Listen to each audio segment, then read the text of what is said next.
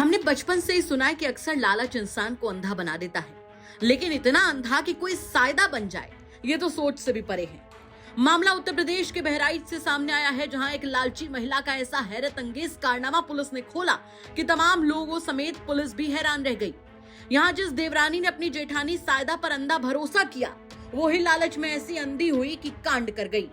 सायदा के पास उसकी देवरानी ने सेफ्टी के लिए अपने जेवरात रखवाए थे, लेकिन सायदा को लालच आ गया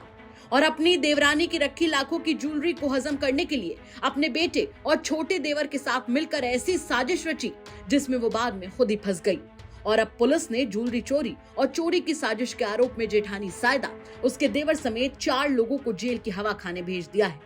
हालांकि आरोपी जेठानी का एक बेटा अभी भी फरार है, जिसकी पुलिस सरगर्मी से तलाश कर रही है। कहते हैं ना कि पैसे की हवस इंसान को शैतान बना देती है, जिसकी गवाही देता ये मामला बहराइच के लोकाही गांव से सामने आया,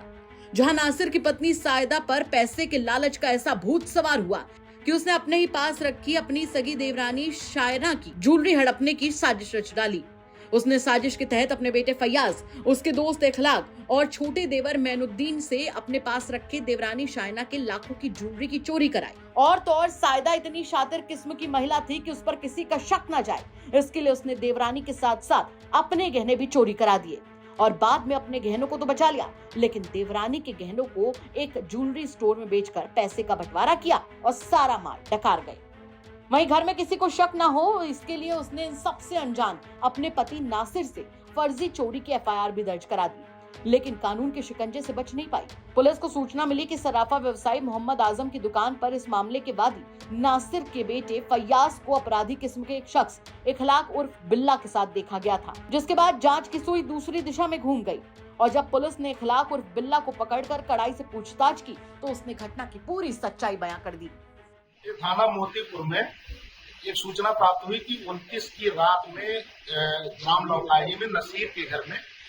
कुछ लोग 3 लोग आए और उनकी पत्नी को बंधक बना लिए और फिर उसका सामान उठा ले गए, जिसमें आभूषण और पैसा उठा ले जाने की बात आई थी। उक्त के संबंध में तत्काल संबंधित धाराओं में अभियोग पंजीकृत करते हुए जब घटनास्थल का निरीक्षण किया गया और इसमें क्राइम ब्रांच की स्वाट टीम और लोकल टीम सभी लोगों ने काम करना शुरू किया, तो इसमें हमको एक सूचना प्राप्त हुई कि एक व्यक्ति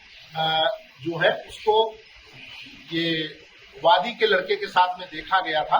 तो तत्काल हम लोगों ने उसे पकड़ा हुआ आपराधिक किस्म का व्यक्ति था। तो उसने बताया कि यह घटना बेसिकली 28 तारीख की रात में हुई थी और वादी की पत्नी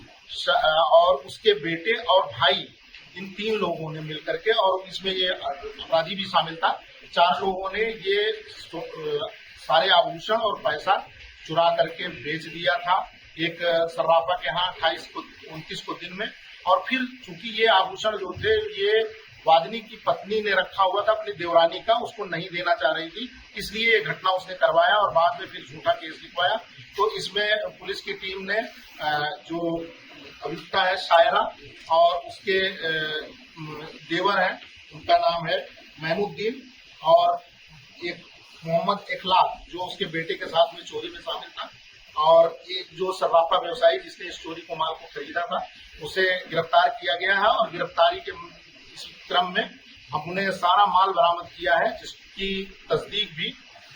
ये सायरा की देवरानी ने कर लिया है कि उसी का माल है। इस प्रकार से यह घटना इन्हीं लोगों द्वारा की गई, परिवार के लोगों द्वारा ही की गई, फिर फर्जी मुकदमा लिखवाया गया। तो इस टीम ने एक अच्छा अनावरण किया है। अभी इन अभियुक्तों को हम लोग जेल भेज रहे हैं और एक अभियुक्त अभी फैयाज बचा हुआ है, जिसकी गिरफ्तारी के लिए। आपको बता दें कि साजिशकर्ता सायदा, उसके देवर मैनुद्दीन और सोनार मोहम्मद आजम को लेकर कड़ाई से पूछताछ की गई तो सायदा टूट गई। उसने बताया कि उसके पास देवरानी के रखे गहनों को देखकर उसके मन में लालच आ गया था, जिसको हजम करने के लिए उसने खौफनाक साजिश रची और फिर किसी को इसकी जानकारी ना हो, इसके लिए अपने पति से उस चोरी की फर्जी एफआईआर भी लिखवा दी। फिलहाल पूरे इलाके में मामला चर्चा का विषय बना हुआ है। आप क्या कहेंगे देवरानी के साथ जेठानी के इस कांड को लेकर कमेंट करके जरूर बताएं। बहराइच से रामबरन चौधरी की रिपोर्ट, यूपी तक।